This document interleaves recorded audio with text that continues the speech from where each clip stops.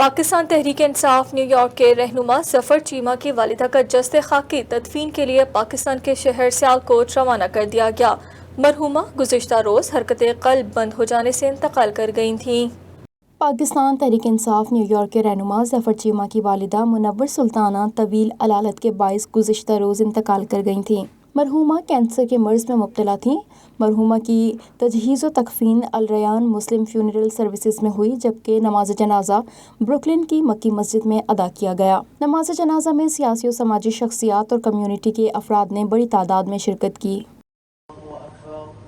مکی مسجد کے پیش امام قاری اسامہ نے مرحومہ کی مغفرت کے لیے دعا بھی کروائی۔ ہمارے عصر کے جماعت کو قبول فرما یا اللہ یا رب کریم۔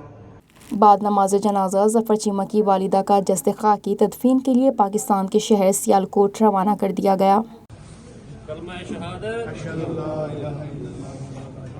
کمیونٹی ارکان نے ظفر چیمہ سے ان کی والدہ کے انتقال پر اظہار تعزیت بھی کیا۔